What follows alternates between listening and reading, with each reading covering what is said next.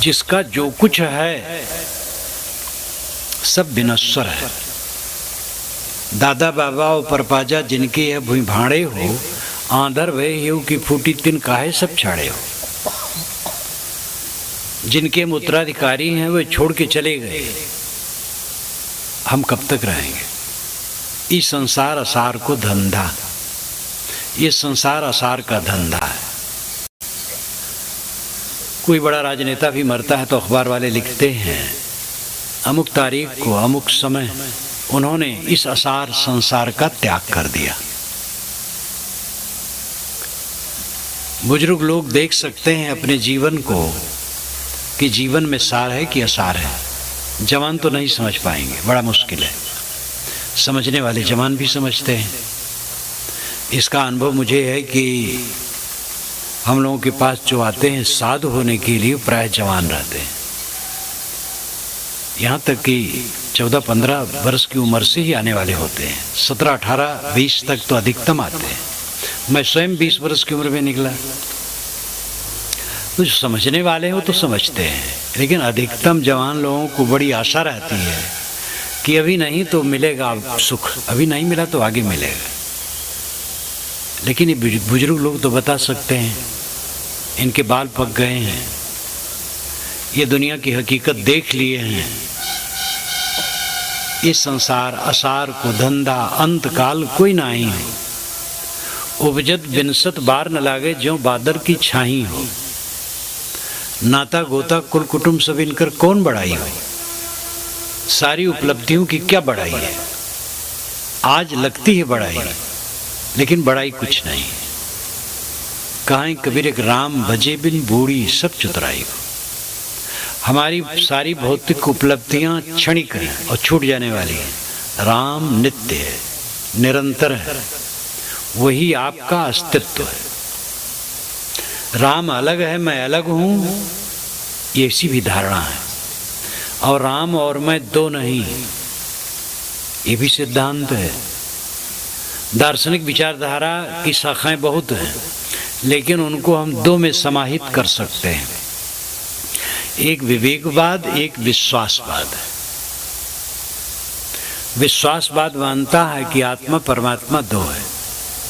मैं आत्मा हूँ, परमात्मा मुझसे अलग है। उसकी उपासना करके, उसकी निकटता प्राप्त करके परमानंद प्राप्त होता है।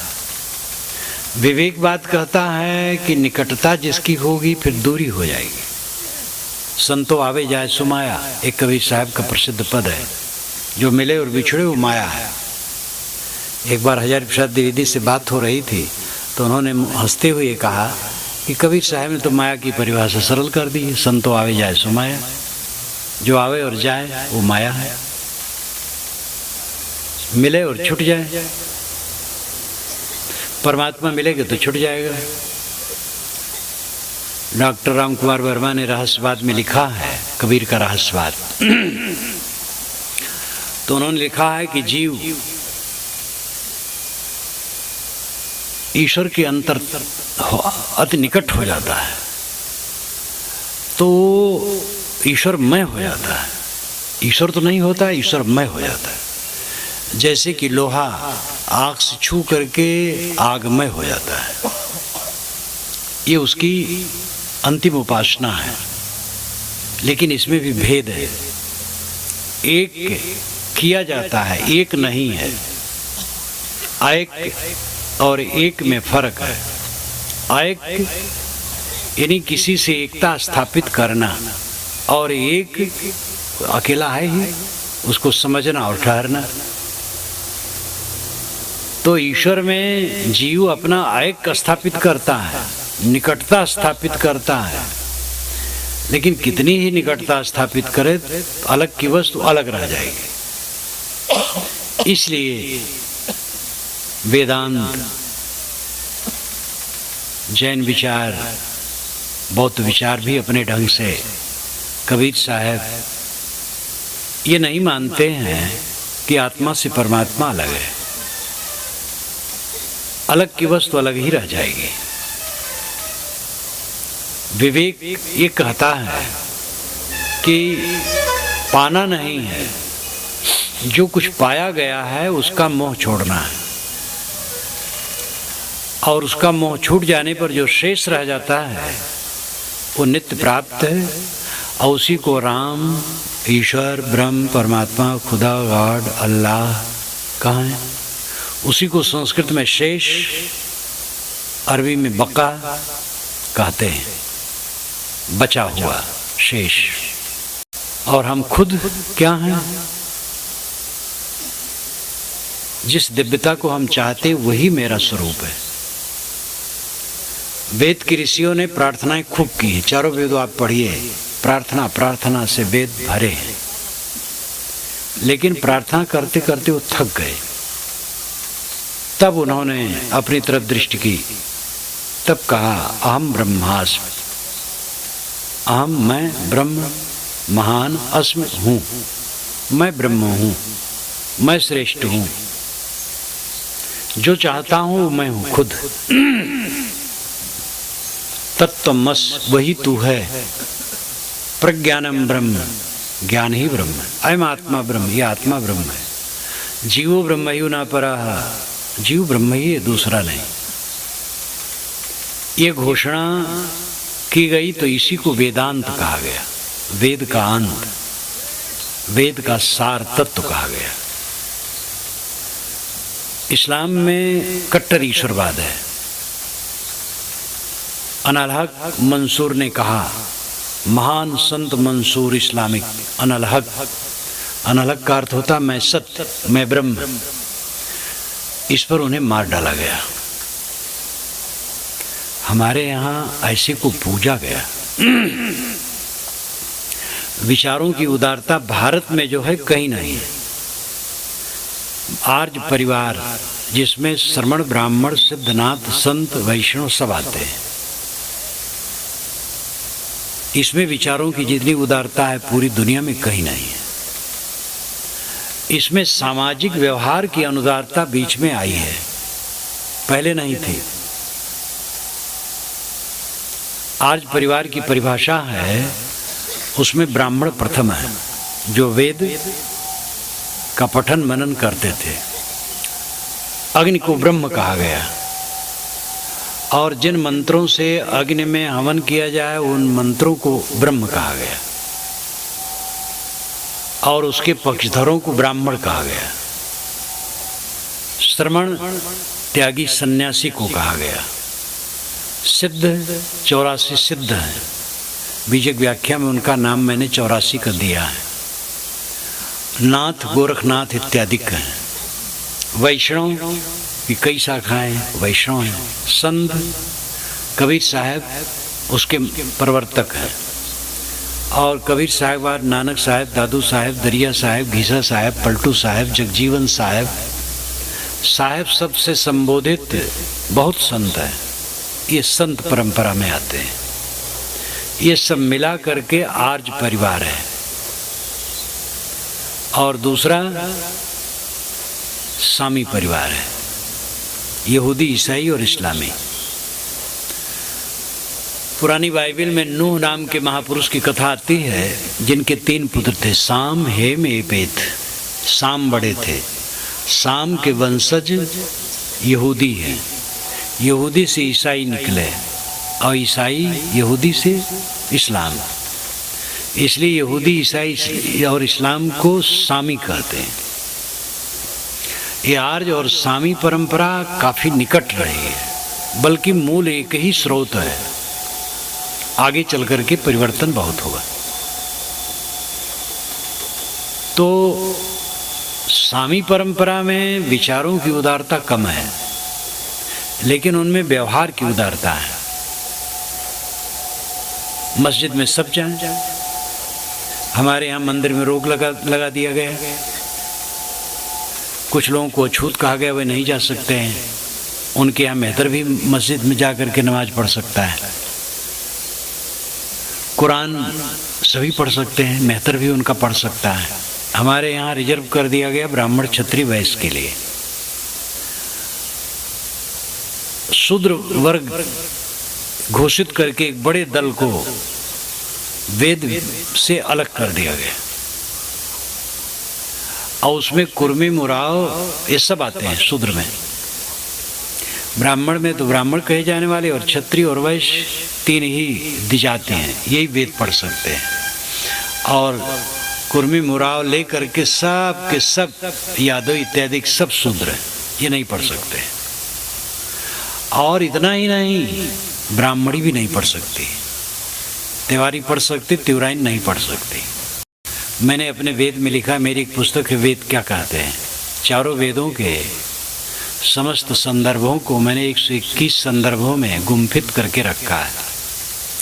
उसकी भूमिका में ही लिखा है क्षत्रिय, वैश्य, शूद्र और स्त्री जो वेद के रचयिता हैं। वैश्य तो एक मिले मुझे, और भी संदेह है शायद हो। क्षत्रिय तो कई है, शूद्र कई है, स्त्रियां तो 1 दर्जन से अधिक हैं। ये सब वेद मंत्र बना सकते हैं तो पढ़ कैसे नहीं सकते हैं। उपनिषद काल में गार्गी जनक की सभा में याज्ञवल्क्य को कपा देने वाली प्रश्न करके वो विदुषी थी, वेदज्ञ थी। ये सब होते हुए भी आज के शंकराचार्य लोग क्यों अपनी आंख में पट्टी बांध के बैठे हैं और कहते हैं स्त्री और शूद्र को वेद में अधिकार नहीं। तो ये अनुदारता आर्य परिवार में पीछे आई। वेदों में ऐसा कहीं पता नहीं चलता है, वेदों में कहीं पता नहीं चलता है इसका पढ़ने का अधिकारी कौन है। मानव मात्र है, मनुर्भव जनया दिव्यम जन्म, ये वेद का मंत्र है। मनुष्य बनो, दिव्य जन समाज पैदा करो। पंचेमिरे जनाः, ये वेद मंत्र है ऋग्वेद का। पंचेमिरे जनाः, 5 जनाः एमिरे, एमिरे नाम हवन करना। 5 जन ब्राह्मण, क्षत्रिय, वैश्य, शूद्र, निषाद। मैंने लिखा है ज्ञानी, शासक, व्यवसायी, शिल्पी, श्रमिक, ये 5 वर्ग पूरी दुनिया में हैं। इनकी व्यवस्था नहीं करनी है। 5 वर्गों की व्यवस्था ऑटोमेटिक अनादि काल से पूरी दुनिया में है। ज्ञानी हैं, कुछ चुने हुए ज्ञानी हर देश में रहते हैं जो साधना करते हैं, संयम में रहते हैं, आध्यात्मिक चिंतन, मनन, लेखन, प्रचार प्रसार करते हैं। ज्ञानी कुछ होते हैं, दूसरे शासक होते हैं, और तीसरे व्यवसायी होते हैं, चौथे शिल्पी होते हैं, और 5वें श्रमिक होते हैं। ये 5 वर्ग के लोग पूरी दुनिया में होते हैं। वेदों में पंच जनाः बारंबार आता है, और साणाचार्य ने यही भाष्य किया है, ब्राह्मण, क्षत्रिय, वैश्य, शूद्र, निषाद, ये 5 जन है। विदेशी विद्वानों का भिन्न अर्थ है, लेकिन उनका अर्थ सही नहीं है। साण का अर्थ सही है, जो भारत के बहुत बड़े विद्वान हुए हैं। विदेशियों की भी कई अर्थ बहुत सही है, लेकिन यहाँ विदेशियों के अर्थ संकुचित हैं। वे आर्यों के ही 5 भेद वाले लोगों को मान लिया है उन्होंने, लेकिन साण ने ही कहा, साण का ही भाष्य इस विषय में सही है। पंचेमिरे जनाः, 5 जनाः एमिरे, ब्राह्मण, क्षत्रिय, वैश्य, शूद्र, अतिशूद्र जिसे आप कहते हैं, सब के सब यज्ञ करते हैं। व्यवहार की अनुदारता आर्य परिवार में आई। विचारों की उदारता तो पहले थी, आज भी है। अब थोड़ा बदल रहा है। भारत जब से आज़ाद हुआ है, सरकार ने भी कानून बना दिया है, कोई किसी को अछूत नहीं कह सकता है, कहे तो दंडित हो सकता है, और सभी वर्ग के लोगों को सभी दिशाओं में अधिकार है। विचारों की उदारता लासानी है हमारे परिवार की, समाज की, लेकिन हमें व्यवहार में भी उदार होने की आवश्यकता है। हमारा जो अपना सत्व है, अपना आपा है, उसे हमें पहचानना चाहिए। समय बीता जा रहा है, हम करते क्या हैं? मेहनत करते हैं, कमाते खाते हैं, बाल बच्चे पैदा करते हैं, पालते पोसते हैं, लड़ते झगड़ते हैं, राग द्वेष करते हैं, कलह करते हैं, चिंता करते हैं, उद्वेगित रहते हैं, सोते जागते कला करते मर जाते हैं। क्या जीवन का फल है? मैं कौन हूं, मेरा इससे संबंध कितना है, मेरे जीवन का उद्देश्य क्या है, इसको समझने की चेष्टा ही नहीं करते हैं।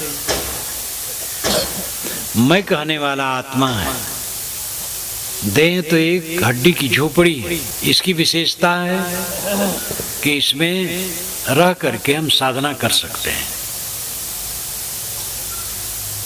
मेरा अपना स्वरूप शरीर नहीं है, प्राण नहीं है, मन नहीं है, बुद्धि नहीं है, शुद्ध चेतन आत्मा है। हमारा संबंध सबसे क्षणिक है। माता पिता का संबंध स्वाभाविक है, फिर आगे हम संबंध बनाते हैं, विवाह करते हैं, पत्नी आती है, बच्चे आते हैं, जीजा साला समधी लमधी बहुत कुछ होता जाता है और एक एक छूटते जाते हैं। अंत में अपना शरीर छूट जाता है और सबका सब गायब हो जाता है, कुछ नहीं रहता है। और अपना काम जो करना था वो हम नहीं कर पाते हैं। ये जीवन है अपने को पहचानने के लिए, अपने को समझने के लिए, अपने लक्ष्य को पाने के लिए। हर जीव का परम लक्ष्य है परम शांत, परमानंद, अविचल शांत, जिसमें अशांति न हो, भय न हो, पीड़ा न हो, संताप न हो। ऐसा सुख जिसमें दुख का नाम न हो। दुनिया में ऐसा कोई सुख नहीं है जिसमें दुख न हो। सारा सुख दुख से भरा है। अल्प सुख दुख आदि अंता। सुख जिसे मानते हैं वो केवल खुजलाहट है, इंद्रियों की खुजलाहट, काल्पनिक, पीछे उसके दुख है। पदार्थ जनित सुख जितना होगा दुख लाएगा, आत्म जनित सुख स्थिर है। संयोग जनित सुख पदार्थ जनित सुख है।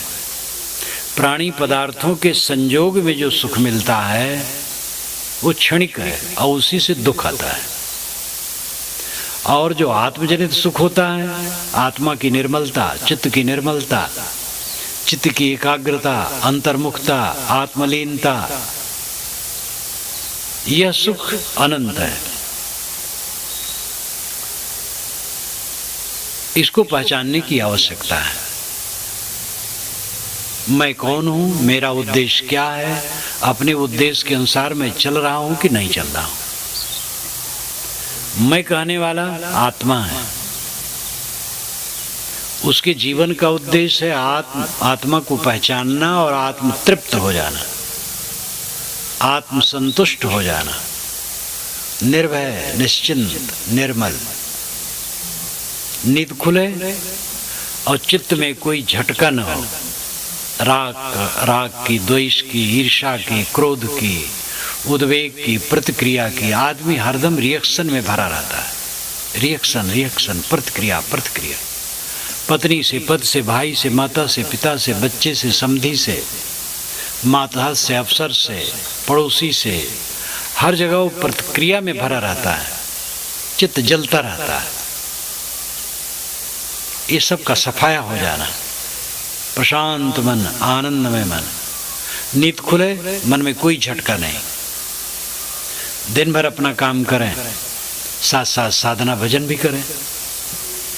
शाम को सोएं, सुख से सो जाएं, कोई परेशानी नहीं।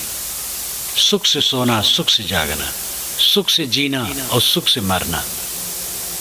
मरने के समय आए तो लगे कुछ मेरा छूट नहीं रहा है, क्योंकि छूटने वाली चीज का मोह पहले छोड़ दिया है।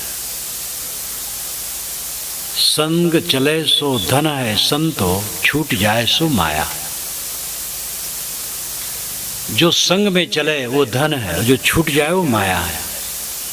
वैसे माया है मन का मोह, लेकिन उसका आलंबन ये निर्मित पदार्थ है, इसलिए इन्हें भी माया कहते हैं। एक तो प्रकृति है, एक विकृति है। प्रकृति मिट्टी, पानी, आग, हवा का समुच्चय प्रकृति है। वैज्ञानिक भाषा में तो 100 से अधिक तत्व हैं। उनको याद करना और गिनाना भी मुश्किल है। Oxygen, hydrogen, nitrogen, phosphorus, radium इत्यादि। मिट्टी, पानी, आग, हवा कहना सरल है। आकाश शून्य वो कोई वस्तु नहीं। 5 तत्व में एक तत्व नाम लिया जाता है, लेकिन न उसके परमाणु होते हैं, न उसमें क्रिया होती है, और न उसका कोई परिणाम होता है। इसलिए तत्व 4 है, मिट्टी, पानी, आग, हवा।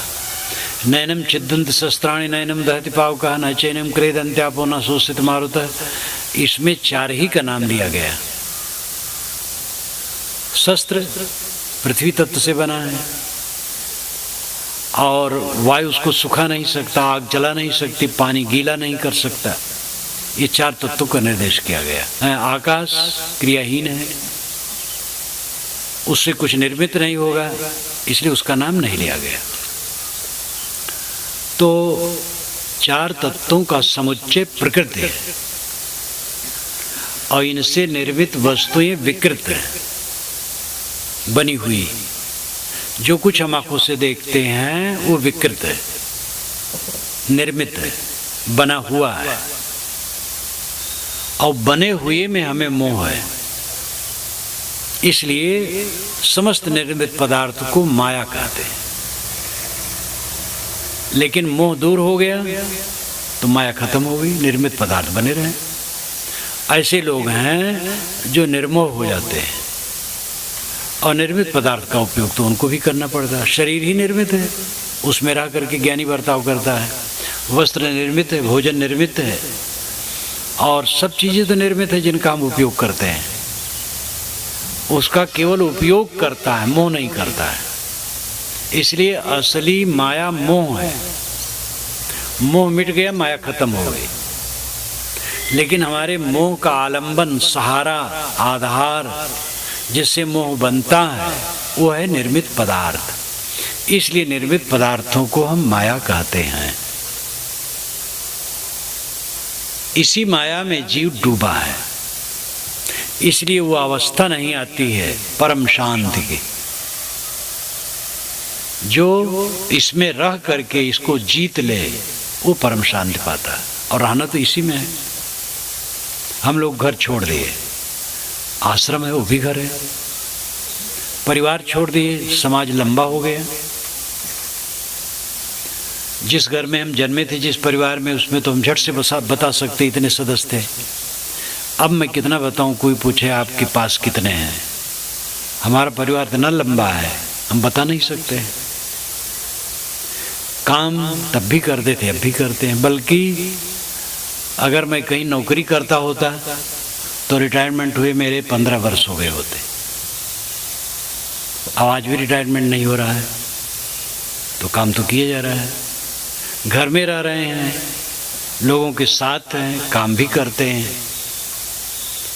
तो ये बात नहीं है कि आप घर छोड़ करके हम जैसे कपड़ा पहन लें और हमारे आश्रम में आ जाएं, इसकी आवश्यकता नहीं। वो जिसको करना होगा वो बताना नहीं पड़ता, स्वयं हो जाएगा। जो जहाँ है वहीं मोह छोड़े। साधु हैं वो वहाँ रह करके मोह छोड़े, गृहस्थ हैं वहाँ रह के मोह छोड़े। मोह छोड़ करके जिए। मोह छोड़ करके कैसे जिए? माताएं तो कहेंगी बच्चों को कैसे पाले। ये समझती मोह करके पाला जाता है, इसीलिए दुखी सब रहते हैं। कबीर साहब ने कहा है, कमल पत्र हैं संत जन रहें जगत के माए, बालक केरी धाय जो आपन जानत नाए। संत जन कमल पत्ते के समान होते हैं और फूल के समान, पानी से ऊपर। कमल के पत्ते और कमल के फूल पानी से ऊपर रहते हैं। ऐसे संत जन संसार में रह करके इससे ऊपर रहते हैं। ऊपर रहने का मतलब निर्मोह। गृहस्थों के लिए साहब कहते हैं, बालक केरी धाय जो आपन जानत नाए। धनी घरानों में बच्चों को पालने के लिए नौकरानियां आती हैं। वे बच्चों का उपटन करती हैं, दूध पिलाती हैं, खिलाती हैं, सेवा करती हैं, और ऊपर से कहती भी मेरा बच्चा खेल रहा था, कहाँ गया। लेकिन अंदर से मानती मेरा बच्चा नहीं। इसलिए नौकरी छोड़ करके जाने लगती है तो कोई अंदर से पीड़ा नहीं। ऐसे सबको जीना चाहिए। ये भी तो पता नहीं है कि हमारे गोद का बच्चा पहले जाएगा कि मैं। गोद का बच्चा चला जाता है, गर्भ में ही कितने बच्चे मर जाते हैं। वियोग तो पक्का है। मोह जीत करके रहना ही सुखद है, फिर पाप नहीं होगा। चोरी, हत्या, व्यभिचार, तमाम दुराचार दुनिया में होता है, आपाधापी। सरकार का धन इतना खराब हो रहा है। एक जगह मैं अभी कार्यक्रम में था, लखनऊ की तरफ, जहाँ मेरा निवास था, एक तालाब का जीर्णोद्धार, लिखना तो सब पड़ता है, प्लेट पर लिखा था। इस तालाब के जीर्णोद्धार और वृक्षारोपण में 1,42,000 रुपया खर्च हुआ। और इसी वर्ष की बात है, 6 और 7 में। 7 तो पूरा हो रहा है, 6 तो पहले पूरा हो गया, लेकिन चारों तरफ भिट्टा पर कोई नई मिट्टी मुझे नहीं दिखाई दी। और पेड़ 10-20 गोल गोल ईंटा का घेरा है, उसमें पेड़ है कि नहीं पता नहीं, ऊपर तो कुछ नहीं दिखाई देता था। और 1,42,000 रुपया खर्च हो गया। ऐसी दुर्दशा है।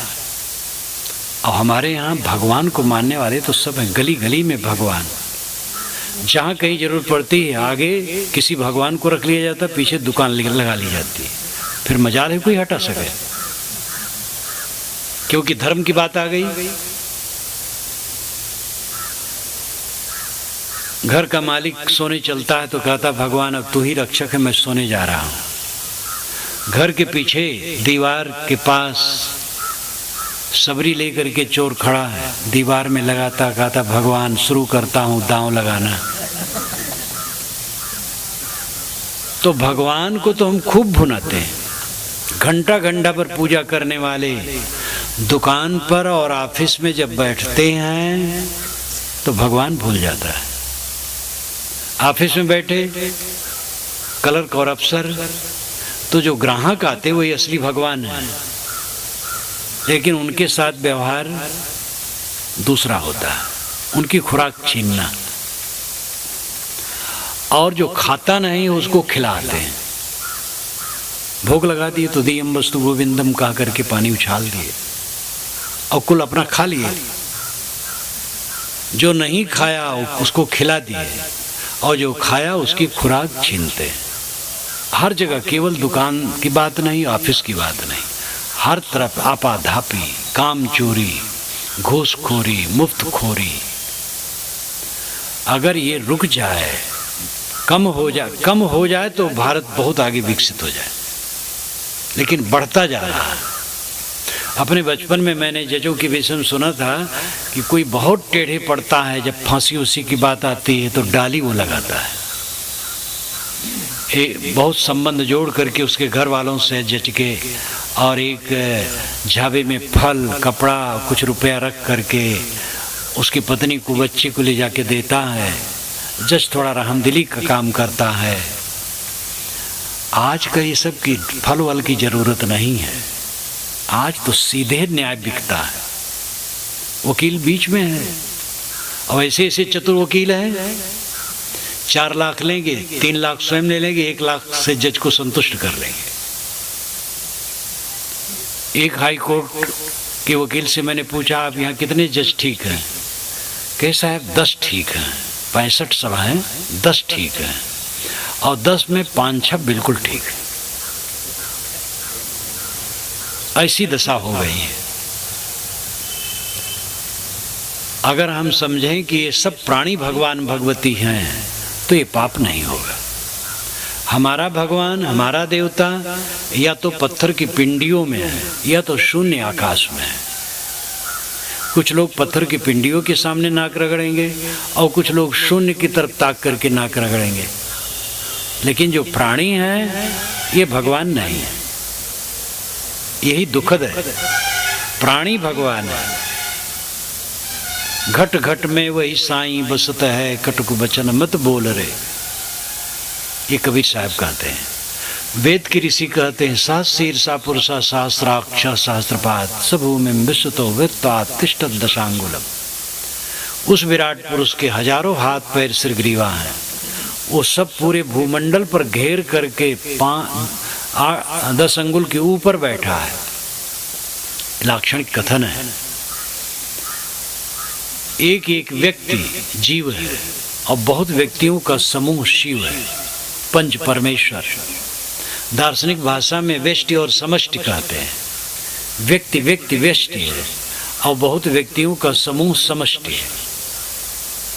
व्यष्टि जीव है, समष्टि परमात्मा है। यहाँ देखो परमात्मा बैठा है। ये समाज परमात्मा है, विराट पुरुष है। एक एक व्यक्ति उसके अंग है। शरणाचार्य ने यही भाष्य किया है और उनके भाष्य को मैंने भाष्य सहित हिंदी अनुवाद दे करके अपने भाष्य में रखा है। विराट पुरुष कहीं अलग नहीं है। वेद का विराट पुरुष वैज्ञानिक है। गीता रामायण का विराट पुरुष सांप्रदायिक है। गीता का विराट पुरुष श्री कृष्ण में आरोपित है, जो कृष्ण भक्त ने लिखा है। श्री कृष्ण के शरीर में पूरा विराट संसार दिखाई दिया। कृष्ण भक्त था गीता लेखक, वैसा करवा दिया। गोस्वामी जी ने श्री राम में विराट पुरुष उत्तरकांड में दिखवा दिया काकभूषण के संबंध में। ये सांप्रदायिक है, काल्पनिक है, एकांगी है। किंतु वेद का विराट पुरुष तथ्यात्मक है और उसी की नकल है, लेकिन वो सांप्रदायिकता करके एक व्यक्ति में जोड़ दिया गया, जहां सार्वभौमिकता समाप्त हो गई। विराट पुरुष प्राणियों का समूह है। इसको हमें परमात्मा समझना चाहिए और उसमें भेदभाव नहीं, कौन हिंदू, कौन मुसलमान, कौन ब्राह्मण, कौन शूद्र, स्त्री पुरुष, नपुंसक, ये सब कुछ नहीं। प्राणी मात्र